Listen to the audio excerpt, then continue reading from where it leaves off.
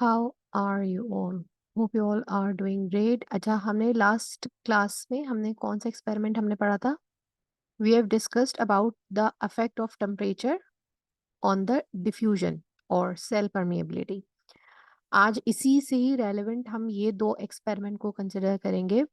आज मैं जो वीडियो और जो एक्सपेरिमेंट सॉल्व करवाऊंगी पेपर, वो इसका करवाऊंगी, the affect of temperature on the leakage of pigment of beetroot cells. इसको और the effect of boiling time on the concentration of vitamin C, इस पार्ट को आप लोग को खुद अटेम्प्ट करके मुझे इसी वीक में नेक्स्ट क्लास से पहले मुझे सेंड करना है, ठीक है? तो पेज नंबर यहाँ मेंशन है, ठीक है? ऑल्टरनेटिव टू प्रैक्टिकल की ये मर्ज फाइल बुक है और ये गूगल क्लासरूम में अपलोडेड है, ठीक है? तो अगर किसी स्टूडेंट के पास नहीं है तो वो गूगल क्लासरूम से देख लेगा, उसको तब भी नहीं मिले तो वो फिर मुझसे पूछ लेके फिर मैं उसको सेंड कर दूंगी, ठीक है? तो आज हम इसका अम, ये वाला एक्सपेरिमेंट इस पोर्शन का डिफ्यूजन एंड ऑस्मोसिस का कर रहे हैं, ठीक है? ये जो ऊपर के जो एक्सपेरिमेंट हमें जो दिए हुए हैं, इन्वेस्टिगेशन वाला और ये वाला, ये ऑलरेडी मैं करवा चुकी हूँ। तो ये गूगल क्लासरूम में ही इसकी रिकॉर्डिंग्स जो है वो अपलोडेड है, तो वहां से इसको कर लिएगा। अच्छा, आज हम इसका पार्ट बी कर रहे हैं, ठीक है? होप कि इस वाली क्लास में आप लोग अपने डिफरेंट आंसर्स जो है वो मुझे देंगे, क्योंकि ये सेम ही एक्सपेरिमेंट है, हम पिछली क्लास में हम इसको कर चुके हैं। तो इसके मुझे डिफरेंट आंसर्स फिर आज चाहिए। क्वेश्चंस वही तकरीबन सेम है इस पार्ट के भी, और इसके आंसर्स आप लोग से अगर जब मैं पूछूंगी तो आप लोग चैट बॉक्स में मुझे सब लोग अपना आंसर जो है वो लिख के मुझे भेजिएगा, ठीक है? तो affect of temperature on the cell permeability में हम जो आज एक्सपेरिमेंट करेंगे वो है the affect of temperature on the leakage of pigment of beetroot cells, ठीक है? ये वाला जो बॉइलिंग वाला है ये आप लोग को खुद करना है, ठीक है? पेज नंबर इसका मेंशन है, तो आप लोग जो है वो इसको इस वाले को आपको खुद मुझे करके नेक्स्ट क्लास में सबमिट करना है। अच्छा, बीटरूट क्या है? बीटरूट एक क्या चीज है? Beetroot, what is beetroot? Vegetable, fruit, seed, root, stem, leaf?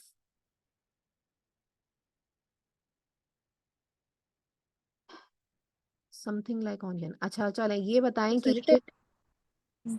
ठीक है, वेजिटेबल है। अच्छा, रूट है, स्टेम है, लीफ है, क्या है ये? रूट से सॉइल से सीधा ही ग्रो होता है। यस, रूट है।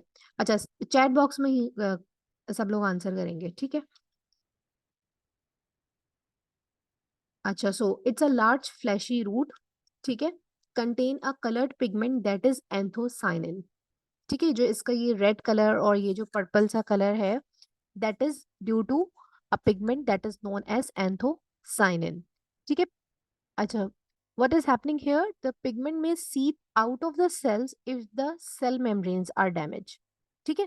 सेल के अंदर ये पिगमेंट है, सेल के अंदर कहाँ है अभी हम वो देखेंगे, लेकिन अगर सेल मेम्ब्रेन जो है, क्योंकि हम सेल परमिएबिलिटी को यहाँ पर डिस्कस कर रहे हैं, हम उसकी वो देख रहे हैं, इंटेग्रिटी देख रहे हैं।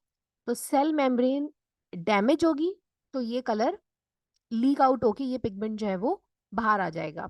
अब वो डैमेज किस वजह से हो रही है ये डिपेंड करता है, चाहे आप कोई ऐसा सॉल्वेंट डाल रहे हो जैसे कि इथेनॉल हो गया, या कुछ कोई और सा ऐसा सॉल्वेंट हो गया जो कि सेल की परमिएबिलिटी को इनहेंस करे, या आप अगर टेम्परेचर बढ़ा रहे हो, ठीक है? तो टेम्परेचर की वजह से सेल की परमिएबिलिटी पे जो अफेक्ट पड़ेगा उससे जो है ये कलर रिलीज आउट हो जाएगा, ठीक है? सो दिस एंथोसाइनिन जो है, that this pigment is a water soluble pigment and this is a vacuolar pigment. Vacuolar pigment का मतलब है कि ये जो बीटरूट के जो सेल्स हैं इसके वैक्यूल्स में ये जो होता है प्रेजेंट होता है। और अच्छा, इसका according to pH, like if you put this colour in different pH, so it can appear in different colors like red, purple, blue or even black, according to pH, मतलब आप डिफरेंट इसकी pH different solutions में अगर आप इसको डालोगे तो ये एक अच्छा पीएच इंडिकेटर के तौर पे भी आप इसको यूज कर सकते हो, अगर आपको नॉलेज है उस चीज की और आप पहले ही सेट कर लो अगर कि this this red colour is for this pH, purple is for this, blue for this and black for this pH. So उस अकॉर्डिंग से आप इसको एज एन इंडिकेटर या एज एन स्टैंडर्ड कुछ भी करके आप प्रिपेयर करके बना सकते हो। अच्छा, जो हमारा एक्सपेरिमेंट है इसमें क्या है, student investigated the effect of temperature on the leakage of the pigment from the beetroot cells. इसमें यहाँ पर सबसे पहले जो स्टेप 1 ये स्टूडेंट जो कंडक्ट कर रहा है, इसमें क्या है कि cylinders of varying length were cut from beetroot. The student was provided with the two of the beetroot cylinders. The student cut both cylinders to 3 centimeter in the length. ठीक है, उसने बीटरूट को कट किया और 3 centimetre की length के दो beetroot की कटिंग्स जो है वो निकाल ली। अच्छा, इसमें जो पोटैटो स्टिक वाले एक्सपेरिमेंट में मैंने आपको एक वो दिखाया था कि एक नोजल सा एक चीज होती है जो कि सिलेंडर्स कट करती है पोटैटो के, उस तरह इक्वल सिलेंडर्स कट किए थे। उससे क्या होता है, डायामीटर जो होता है वो आपका एक स्टैंडर्डाइज्ड हो जाता है, मतलब उस गॉज का जो जो भी उसके जो डायामीटर होगा वही सारे सिलेंडर्स उसी इक्वल डायामीटर के कट होंगे। तो 3 सेंटीमीटर का अगर आपको कट करना है तो आपको हर डायमेंशन से लाइक कि देखना होगा कि वो हर जगह से वो इक्वल साइज का कटे।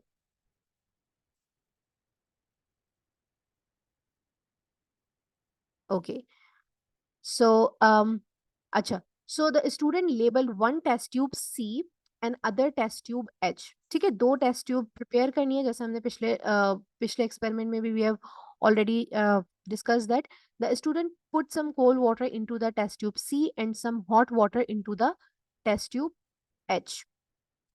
इस तरह से दो टेस्ट ट्यूब प्रिपेयर की सी एंड एच, और सी के अंदर कोल्ड वाटर डाला और ट्यूब एच के अंदर हॉट वाटर डाला। अच्छा, the student measured the temperature of the water in the test tube C and test tube H.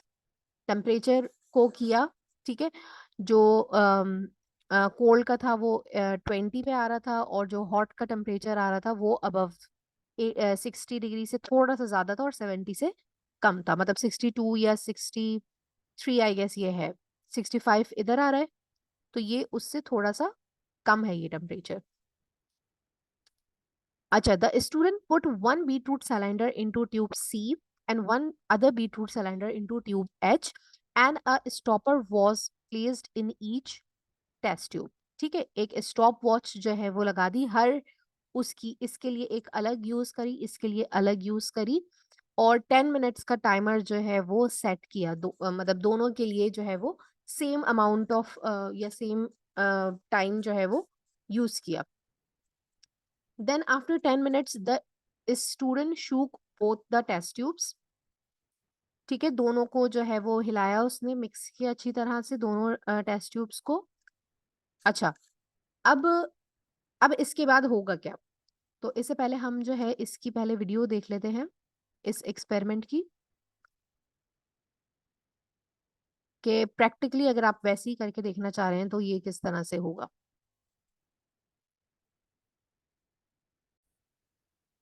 Practicals, this is for AS and A level, where you're going to investigate the effects of a named variable, in this case temperature, on the permeability of cell surface membranes. Now, the tissue we're going to use for this investigation is actually beetroot tissue, so it has to be fresh beetroot, not pickled, not cooked. Now, the reason we're using beetroot is that beetroot cells contain a red compound called anthocyanin. It's a sort of purpley red colour. It's what gives beetroot its lovely colour. The anthocyanin is actually contained within the vacuole of the beetroot cell. So in order to escape from the cell, the anthocyanin must first pass through the membrane of the vacuole, in other words the tonoplast, and then through the cell surface membrane. In a normal healthy beetroot cell, this can't happen because anthocyanin is quite a large molecule. It's unable to escape through the membrane. Now what we're going to do is put beetroot tissue in various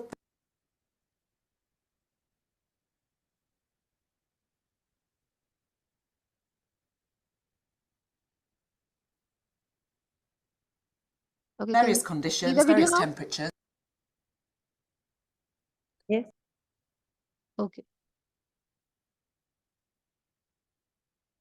And we're going to actually see how much red anthocyanin escapes from the cell membrane, so we can sort of try to work out the effect of temperature on cell surface membranes. Now, the first thing you have to do is get yourself some boiling tubes, and all you need is 20 centimetres of cubed of water in each boiling tube. Right, this is at the very start of the experiment, and then you're going to actually place these in water baths set at different temperatures. So I'm going to place the 0 one in an ice bath there, okay, and then I'm going to place the others, the 20, 40, 60 and 80 degrees C in various water baths, and I'm going to leave them to okay आप लोग को ये note भी अपने पास करते जाना है कि ये इस वीडियो में किस तरह से एक्सपेरिमेंट इन्होंने किस किस टेम्परेचर पर ये रख रही है, वॉल्यूम ये कितना ले रही है, ठीक है, कितने अमाउंट का हर ट्यूब में जो है वो वाटर का वॉल्यूम इन्होंने डाला है और किस किस टेम्परेचर पे ये सेट कर रही है, ठीक है, ताकि बाज दफा आपके पास क्वेश्चन एग्जाम में इस तरह से आता है कि आपको खुद एक्सपेरिमेंट डिजाइन करना होता है, खुद स्ट्रेटेजी आपको बतानी होती है, स्टेप्स आपको लिखने होते हैं। तो आप जब इस तरह की वीडियोस देखेंगे, अपने पास नोट डाउन करेंगे, तो आपको खुद भी करना आएगा कि हम एक एक्सपेरिमेंट किस तरह से खुद सेट कर सकते हैं। equilibrate, in other words, to come to the desired temperature, whilst I prepare the rest of the experiment. Right, now your next job is that you're going to use a cork borer, or you could use a chipper here, but basically you need to make yourself some evenly sized chips of beetroot tissue. So a good way to do this, you can see I've been busy on this one here, is to use a cork borer. Simply cut yourself some nice little cylinders of beetroot tissue. Okay, you'll see there are some I made earlier. Give them a little rinse a few times in fresh tap water will do. Okay, just remove any excess anthocyanin that's leaked out from the damaged cells. Okay, the next thing you need to do, you need to actually blot those dry, and you need to get yourself a ruler and a scalpel or some kind of blade, and you need to try and cut yourself 5 little chips of beetroot tissue, and you need to make them all the same length, so they should be as similar as possible. We need to make sure they've got the same surface area if we can. Right, now after a period of time when your various water samples have come to the right temperatures, if they've equilibrated, you need to actually go around your water baths and you need to place 1 little chip of beetroot into each of them. So I shall run off and just do that now quickly. Now, I have already done this. You're then going to leave that in the water bath for 20 minutes. Now, after 20 minutes, when you remove your water from the water bath, you'll actually find that they look quite different. We can clearly see already that there seems to be some kind of correlation between temperature and the amount of anthocyanin that's leaked out of the beetroot. But we now need to make that a little bit more quantitative. So for this, we're going to use our colorimeter. Now, a colorimeter is a device that measures the amount of coloured compound in a solution. Okay, so what it does, it actually shines a light, and you can choose the colour, through a solution, and it works out how much of the light is either absorbed or transmitted. Now, because we're using a purpley red pigment, we're actually going to shine a green light through it. So I've set this at the green filter, and we're going to see how much green light is absorbed by the water that was kept at different temperatures.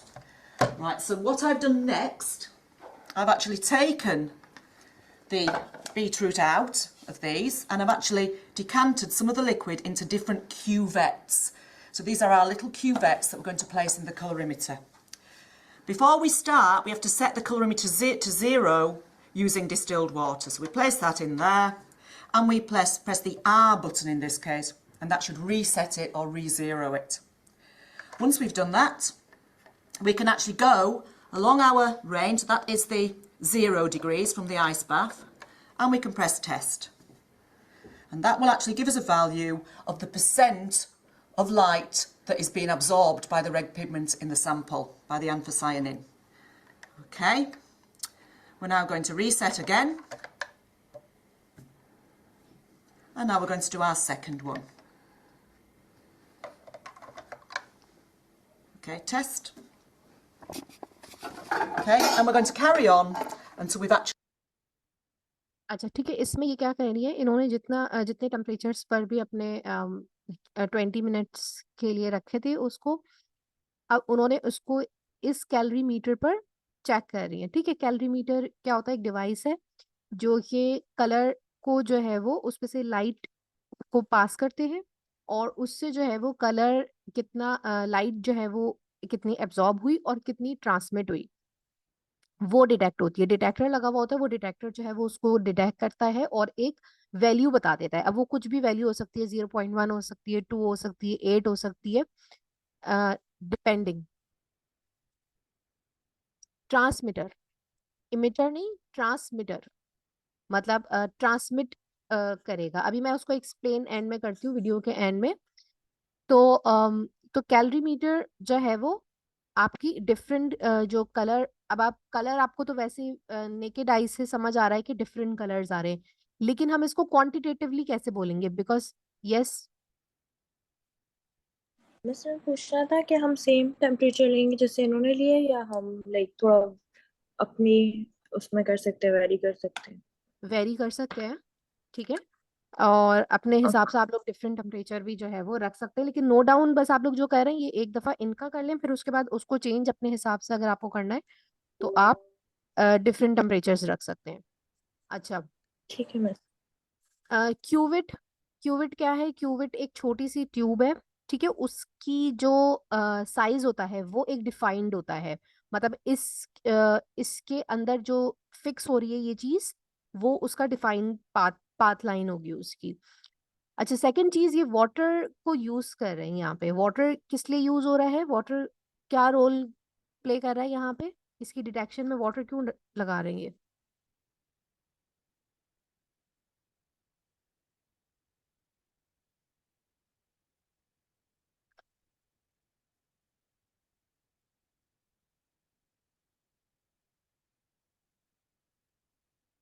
Okay, but हम उसको कहेंगे क्या? मतलब अच्छा, water यहाँ पे as a क्या use हो रहा है? एज अ ब्लैंक यूज हो रहा है, ठीक है। ब्लैंक का क्या मतलब है कि आपने इस ब्लैंक का मतलब है कि इस ट्यूब में से लाइट जो पास हो रही है दैट इज पासिंग 100%, ठीक है। तो मतलब ये जो हमने जो भी मीडियम यूज किया है या जो भी सोल्यूशन यूज किया है, इसमें से जितनी लाइट पास हुई है दैट इज 100%। अब वो जितनी भी पास हुई हो, अब वाटर के अंदर हम ये अज्यूम कर रहे हैं कि इसमें 0 एंथोसाइनिन है, ठीक है। अब कैलोरी मीटर को नहीं मालूम कि क्या चीज है क्या चीज नहीं है, हम जो इसको रेफरेंस मीडियम देंगे। अब सॉल्वेंट सही बोला है एक स्टूडेंट ने, और जो है वो एज अ एक ओरिजिनल कलर, दोनों चीजें ठीक है, ठीक है। सॉल्वेंट हम क्योंकि अपने एक्सपेरिमेंट में हमने वाटर यूज किया है तो हम वाटर लेंगे। अगर कोई ऑयल के साथ यूज करना चाह रहा है वो ऑयल से ब्लैंक करेगा, या अगर कोई इथेनॉल यूज उसने करा है एक्सपेरिमेंट में तो वो इथेनॉल से ब्लैंक करेगा। या अगर उसने कोई बफर बना लिया, लेट्स सपोज कि मैंने वाटर के साथ उसके अंदर सॉल्ट ऐड कर दिया, NaCl, ठीक है। और फिर मैं ये बीटरूट के सारे जो है वो एक्सपेरिमेंट्स कंडक्ट करी हूँ डिफरेंट टेम्परेचर पे, और मैंने 0.1 मोलर का मैंने सॉल्ट सोल्यूशन जो है वो वाटर का डाला, तो सब में मैं इतना ही डालूंगी, सेम यूज कर रही हूँ, तो मैं ब्लैंक इसी से करूंगी, ठीक है। जो आपका बेस लाइन होगी, जो आपका सॉल्वेंट है जिस पे भी आप कर रहे हो, उसको आप ब्लैंक कहते हो। तो वाटर यहाँ पे एज अ ब्लैंक यूज हुआ है।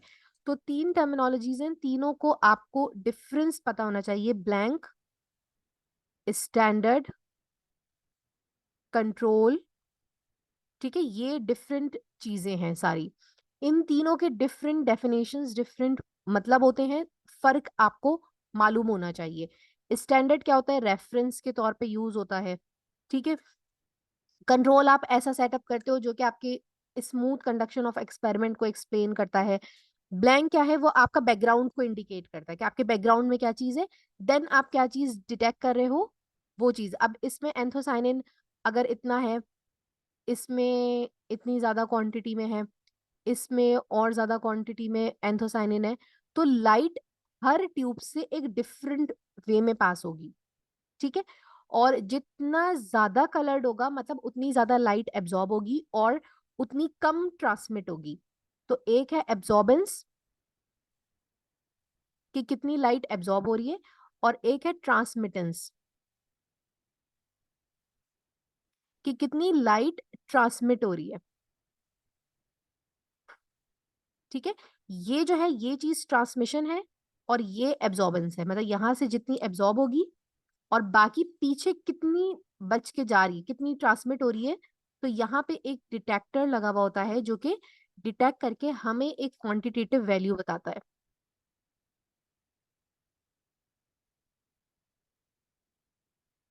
ठीक है, एक quantitative.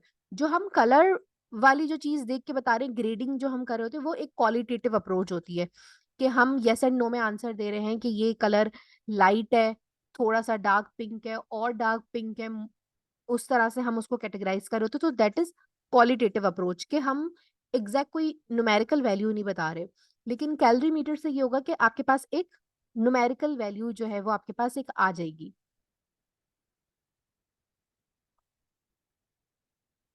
Actually tested the absorbance of all of our samples there. Now, when we've done this, we can actually use our data to plot a graph to actually see if we can see any, effects of temperature on the leakage of anthocyanin from beetroot cells. This is the kind of graph you should get. Notice across the X there, we've got our independent variable, which is temperature, so we've got our range of temperatures. On the Y here, we've got our dependent variable, which is the absorbance or absorption of green light, and it's the percentage of the light that's been absorbed. And you can clearly see here that the higher the temperature, and we can see that means more red leaked out, the more green light, has been absorbed by the sample.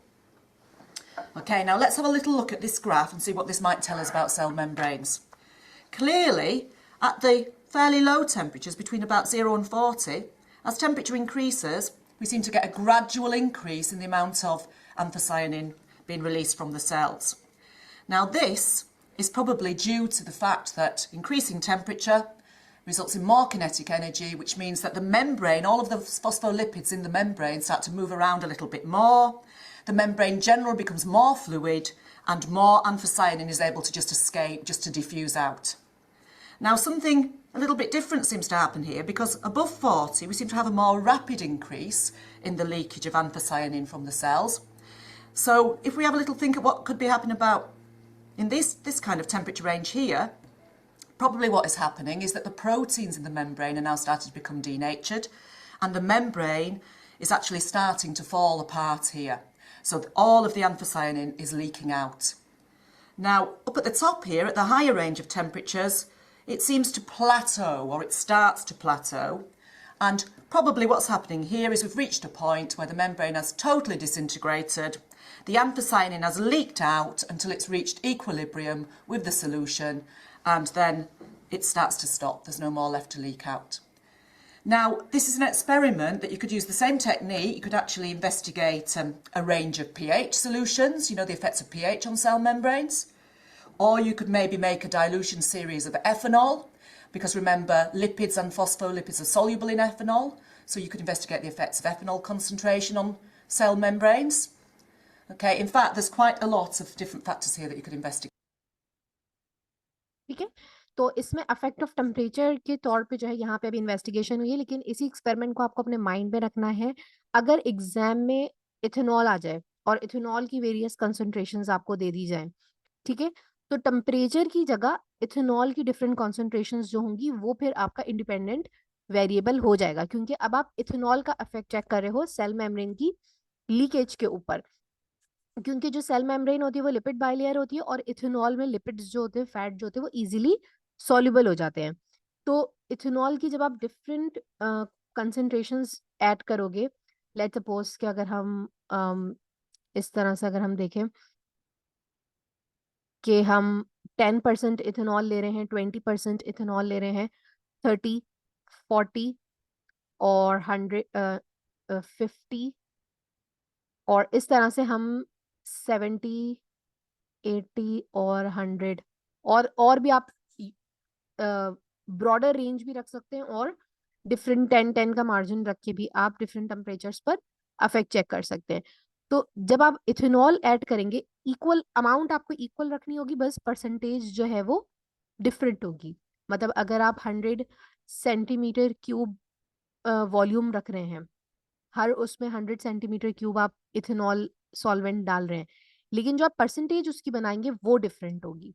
ठीक है, वो किस तरह बनाएंगे? अगर हम 100 centimetre cube ले रहे हैं, दैट इज ऑल्सो 100 ml, तो हम इसकी जस्ट सिंपल परसेंटेज निकाल लेंगे कि अगर 100 है तो उसमें से हमारे पास 10 जो है वो इथेनॉल होगा, 90 जो है वो वाटर होगा, 90 सेंटीमीटर क्यूब और 90 ml। 20 में हमारे पास 20 जो है वो इथेनॉल होगा, और 80 जो है वो हमारे पास H2O होगा। 80% में इसका रिवर्स हो जाएगा, और 100% में हमें प्योर एब्सोल्यूट इथेनॉल चाहिए होगा। ठीक है, उसमें हाँ आपकी जब लीकेज होगी, फिर आपको दोबारा कैलोरीमीटर से आप चेक कर सकते हो, और उसमें आपकी जो जो वैल्यूज आ रही हैं, ग्राफ पे अगर प्लॉट करना हो आप ग्राफ पे प्लॉट कर दो, अगर ग्राफ से रिलेटेड कोई क्वेश्चन आए तो आप उसको ग्राफ पे भी प्लॉट कर सकते हो। और उसमें आपको इंडिपेंडेंट और डिपेंडेंट वेरिएबल्स पता होने चाहिए कि कौन सी इंडिपेंडेंट है कौन सी डिपेंडेंट है, और अफेक्ट आपको पता होना चाहिए। तो इथेनॉल में भी आपके पास इसी तरीके का ग्राफ आएगा, मतलब कि हाई कॉन्सेंट्रेशन पर जो है वो ज्यादा लीकेज होगी। ठीक है, तो आपको जो एब्जॉर्बेंस है जो वो आपको ज्यादा मिलेगी, मतलब एंथोसाइनिन ज्यादा रिलीज हुआ होगा। और फिर आपको इस तरह भी करके दे सकते हैं कि आपको डिफरेंट, क्योंकि आपने परसेंटेजेस सेट करी हुई है, अब जैसे 60% आपने नहीं निकाला हुआ, तो अब वो आपसे पूछ सकते हैं कि 60% पर जो है वो कितनी फ्लोरेसेंस है या कितनी लीकेज हुई है। तो आप उससे आपको इस तरह से आपको वैल्यू जो है वो निकालनी आनी चाहिए ग्राफ से, कि आप अननोन वैल्यू जो है वो ग्राफ से किस तरह से निकालते हो। ठीक है, अभी वैसे हम ग्राफ के क्वेश्चंस नहीं कर रहे, तो हम अभी इस चीज को छोड़ देते, लेकिन मैं जस्ट एक आपको आइडिया दे रही हूँ कि अगर यही question in the form of graph आ जाए, तब आपको किस तरह से इसको अटेम्प्ट करना है। अच्छा, ऑब्जर्वेशन जो थी वो स्टूडेंट ने जो कलर ऑब्जर्व करे, इसमें तो इन्होंने सिर्फ इस एक्सपेरिमेंट में दो ही ट्यूब्स बनाई हुई हैं। वीडियो में हमारे पास डिफरेंट टेम्परेचर जो है वो यूज किए हुए थे, इसमें इसने जस्ट एक कोल्ड टेम्परेचर को इवेल्युएट किया और एक हाई टेम्परेचर को जो है वो इवेल्युएट किया है। आप चाहें जितनी मर्जी के अपने टेम्परेचर्स ऐड कर सकते हैं, डिपेंड करता है कि आपको किस किस टेम्परेचर पर अफेक्ट चेक करना है। ठीक है, ये एक क्वालिटेटिव एक्सपेरिमेंट है, ये क्वांटिटेटिव एक्सपेरिमेंट नहीं है जो पेपर में आया हुआ है आपका, लेकिन आ भी सकता है। ठीक है, तो ये आपको ट्यूब्स, ये ऑब्जर्वेशन है, उसने अपने नोट पैड पे जो है वो इस तरह से नोट कर ली कि ट्यूब सी में जो है वो लाइट रेड कलर है, और ट्यूब एच पे जो है वो डार्क रेड कलर है। अच्छा, अब इसको देखते हुए जो है आपको एक टेबल प्रिपेयर करना है फिगर 1.1 और 1.2 पे।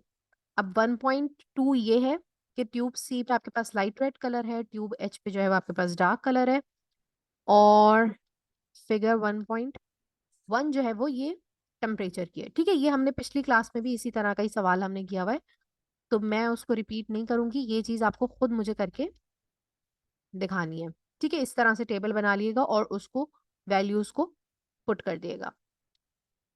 State a conclusion for these results. ठीक है, अब हर बच्चा मुझे कंक्लूजन जो है वो चैट बॉक्स में लिख के बताए कि इस एक्सपेरिमेंट का क्या कंक्लूजन है।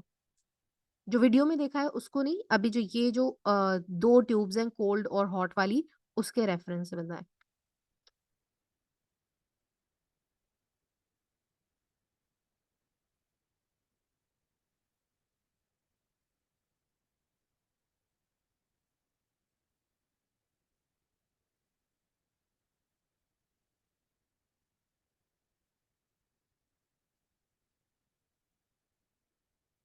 जल्दी बच्चों, जल्दी टाइप करो।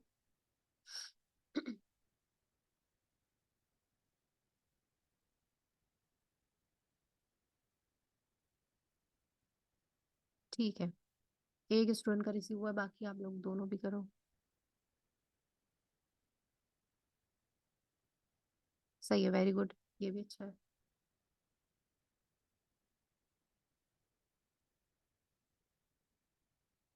सही है, तीनों का सही जवाब है।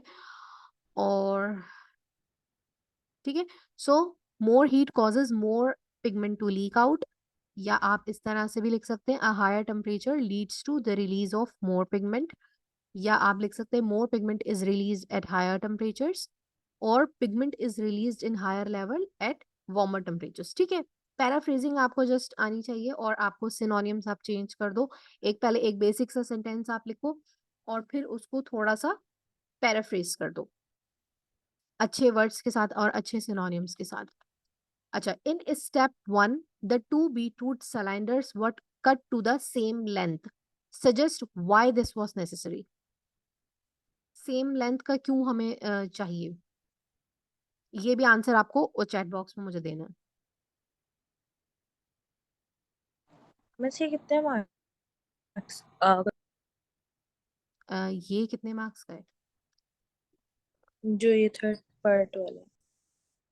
एक मिनट,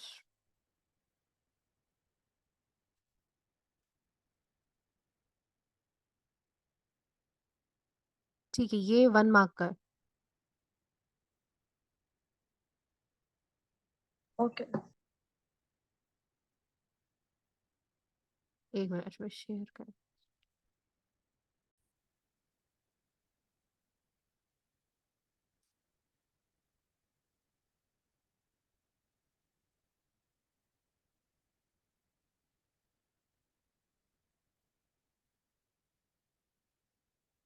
ठीक है, और आंसर सब लोग आप लोग अपने दें।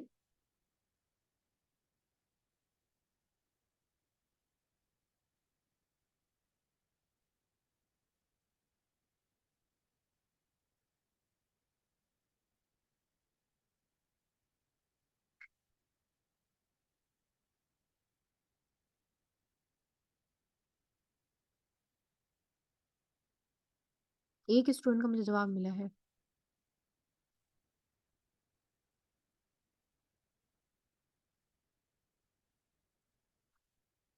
ठीक है, आप लोग भी दो आंसर जल्दी से।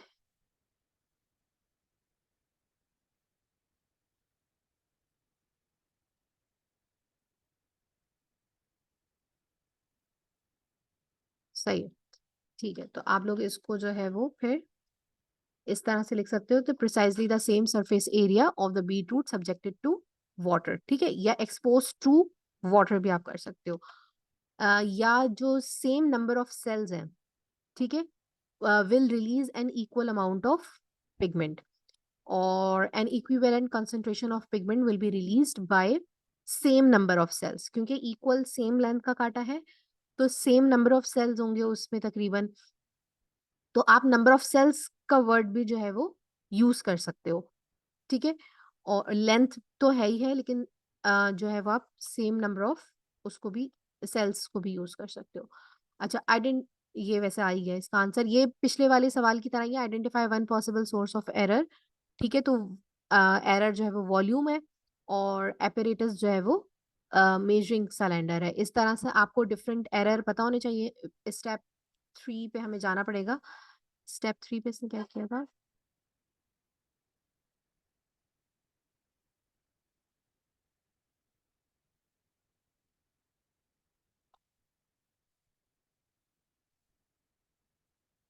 ठीक है, the student put some cold water into the test tube C and some hot water into the test tube H. ठीक है, तो ये वॉल्यूम का यहाँ पर जो है वो एक एरर है। दूसरा एरर किस चीज का हो सकता है?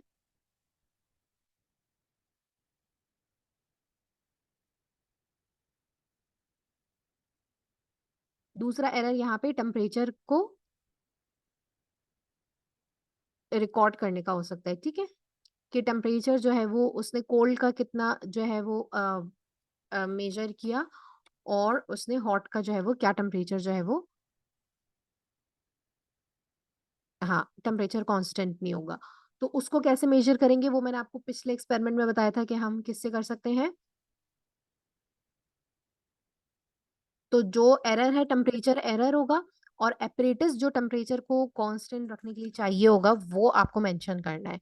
अब क्योंकि यहाँ पे सिर्फ 2 टेस्ट ट्यूब ली हुई थी, तो आप कोल्ड को आइस पे रख लें, जैसे अभी वीडियो में दिखाया कि उन्होंने कोल्ड टेम्परेचर के लिए जो है वो थर्मोस्टेटिकली कंट्रोल सिलेंडर, सिलेंडर कब थर्मोस्टेटिकली कंट्रोल्ड होता है?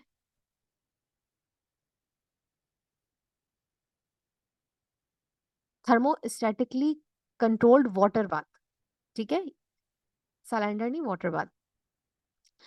तो वाटर बाथ आप थर्मोस्टेटिकली कंट्रोल लेंगे, जिसमें आप जो भी टेम्परेचर सेट कर रहे हैं, 60 डिग्री कर रहे हैं, 70 डिग्री कर रहे हैं, 80 डिग्री कर रहे हैं, 100 डिग्री कर रहे हैं, जितने पे भी आप सेट कर रहे हैं, आपको उसमें 20 मिनट्स के लिए जो है या 10 मिनट्स के लिए आप रख रहे हैं टेम्परेचर, तो वो कांस्टेंट रहना चाहिए। मतलब ऐसा ना हो कि वो उतनी देर में डिफरेंट हो जाए टेम्परेचर।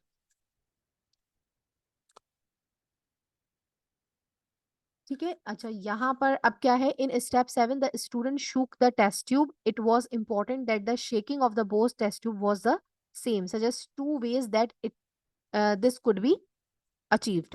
ठीक है, तो 2 चीजें हैं, उसने हाथ से जो है वो उसको शेक किया था ट्यूब को स्टूडेंट ने, तो उसमें एरर हो सकता है, तो उसको उसमें क्या क्या एरर होगा, एक एरर वहां पर जो है वो ड्यूरेशन ऑफ शेकिंग का हो सकता है, और एक इंटेंसिटी। अब अगर कोल्ड वाली को आप बहुत देर तक शेक कर रहे हो, तो वो ज्यादा कलर ही, शेकिंग से उसको ज्यादा कलर रिलीज कर देगी वो, और वार्म वाली को आप हल्का सा आपने शेक किया है तो वो कम कलर रिलीज करेगी, या वार्म वाली को आपने और ज्यादा शेक कर दिया तो वो और ज्यादा कलर रिलीज करेगी। या ये पॉइंट आपका उस वक्त भी बहुत इंपॉर्टेंट है जब आप डिफरेंट टेम्परेचर्स यूज कर रहे हो। अब अगर आप 70 और 60 ले रहे हो, तो वो तकरीबन नियर टेम्परेचर्स हैं, उसमें अगर आप शेकिंग कर रहे हो तो तब आपको बहुत ज्यादा ख्याल रखना है। ठीक है, 0 डिग्री या आप 60 डिग्री अगर चेक कर रहे हो, वहां पे इतना मसला नहीं होगा, लेकिन अगर आप बहुत क्लोज टेम्परेचर्स को इवेल्युएट कर रहे हो, तब आपको ड्यूरेशन और इंटेंसिटी ऑफ द शेकिंग को बहुत ज्यादा उसको नोट करना है। ठीक है, अच्छा अच्छा, ये क्लास अभी आप लोग वैसे दोबारा ज्वाइन करिएगा, ये 40 मिनट्स में, अभी 1 मिनट रह गया है, ये भी एंड हो जाएगी। तो शेकिंग ऑफ ड्यूरेशन आप किससे अचीव कर सकते, ड्यूरेशन तो आप स्टॉप वॉच लगा दो, ठीक है, 10 मिनट्स में आप 10 मिनट के लिए शेक कर रहे हो, और शेकिंग की इंटेंसिटी वो आप किस तरह से ऑप्टिमाइज कर सकते हो, आप वॉर्टिक्स मिक्सचर, ये एक मशीन होती है वॉर्टिक्स इसे कहा जाता है, ठीक है, इससे आप मिक्सिंग कर सकते हो। तो आपने ट्यूब को जो है वो वॉर्टेक्स पे डाला, अब इसकी यहाँ पर इन्होंने डिफरेंट आरपीएम वैल्यूज दी हुई होती हैं, ठीक है, तो उससे